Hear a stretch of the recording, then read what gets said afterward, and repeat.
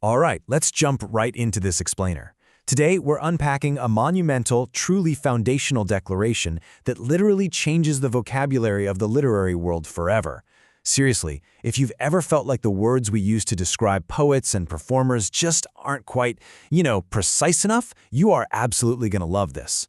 We're looking at a brand new framework that entirely redefines how we talk about the creation and delivery of poetry. Now, to truly grasp this framework, we absolutely must honor the inventor. This official statement, issued under the banner of poetic cosmology, was given to the world by Solid Seething. He's also known to his followers as Granddaddy Lethality, or Sago Stephen Kofi.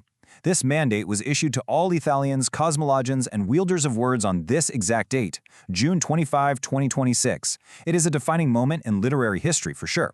It draws a definitive line in the sand about what it actually means to practice this art form. So think about it like this. It brings up a fascinating question that highlights a massive historical gap in our terminology. We have distinct words for people who make things, right? And we have completely different words for people who sell or present those things. But in poetry, well, we've historically tangled it all up into one giant messy concept. Poetic cosmology brilliantly fills this gap by breaking down the art into precise, undeniable acts. Let's look at the exact terms Solid Seething has introduced to fix this. Okay, let's detail each part verbatim. Let's look at the first exact definition, craftry. Craftry is defined as the act of making poetry. It's a clever word made right from crafting poetry. To detail it verbatim from the source, it says, craftry is the making, the forging, the writing, the production. The poet is defined by their ability to produce a poem on demand using the poetic system. So when you sit down, pull a concept out of thin air, and forge it into a structurally intact piece of literature, you're practicing craftry. Right. So building on that foundation, we get to poelivery, which is defined verbatim as the act of delivering poetry. It's a really beautiful portmanteau of poetry, delivery. The text explicitly defines this verbatim. Poelivery is the delivering, the reciting, the performing, the sharing, the selling to the market. This is all about breathing life into the words. It's the breath, the pause, the rhythm, and just the sheer presence required to present a piece to an actual audience. And this is where it all comes together. These two acts brilliantly unite in the ultimate form, the poetiver. Verbatim, a poetiver is a poet who practices both craftry and poelivery, one who both crafts and delivers poetry. It's made simply from combining poet and deliver. They are the complete poet, the one who can forge a poem on demand and then immediately turn around and deliver it to the market with undeniable presence. Two distinct acts in the same life, united perfectly in this single identity.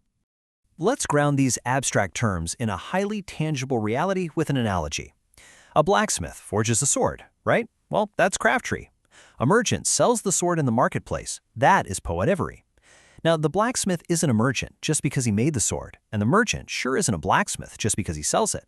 But a blacksmith who both forges and sells the sword. Now that is the complete craftsperson. That is the poetivery.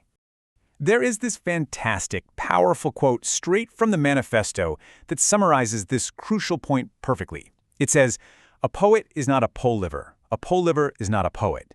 A poeliver is both." You see, while a poet produces on demand and a poeliver delivers with presence, it's only the complete craftsperson who actually masters both. The titles simply aren't interchangeable.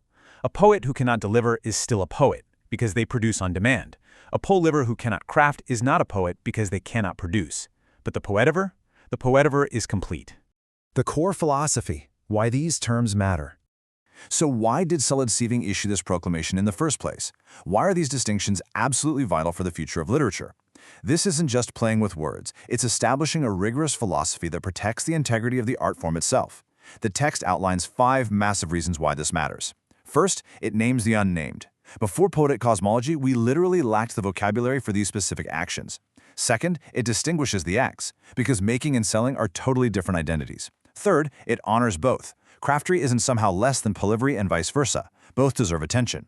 Fourth, it establishes a goal, honoring the complete poet, the poetiver. And fifth, and honestly most importantly, it protects the craft. It ensures that just delivering someone else's work doesn't magically make you a poet, while elevating both the making and the sharing to equal, distinct levels of honor. It prevents the dilution of what it truly means to be a creator. Looking at this setup, it's really clear what it leaves out, right? If you only recite or sell poetry, you're a performer, a merchant. You practice poelivery without craftry. As the text states, that's commendable for sure, but it is not poetry production. Conversely, if you only write but never share or sell, you're a maker. You practice craftry without poetry. Again, commendable but not poetry delivery. Being purely a merchant of words or purely a maker of words is totally fine, but the ultimate status, the ultimate goal here, is the completeness found only in the poeter. Okay, so this brings us to the ultimate test. The manifesto lays down a very specific challenge for us. If I say to you, craft a poem, now, vertical or single, compressed, structurally intact. If you can do that, you practice craftry. Then, if I say to you, deliver that poem, now, with breath, pause, rhythm, sell it to the market. If you can do that, you practice poetry. But if you can execute both of these steps seamlessly, back to back, then, and literally only then, are you a poetiver. As we wrap up this explainer, we must officially acknowledge the origin of this massive paradigm shift. We must honor the inventor. Let it be known that on June 25, 2026, Solid Seething gave the world that wields words and sends sounds to souls these exact terms in their definitions. We must absolutely acknowledge the Granddaddy lethality, for defining the complete poet and bringing absolute clarity to the literary world. So, the very next time you witness a breathtaking performance or read a stunning verse, ask yourself, are you simply observing a crafter, applauding a merchant, or are you witnessing the rare, complete mastery of a poetiver? This is poetic cosmology, the science of originality, the architecture of emotion, the faith of precision, the surgery of belief.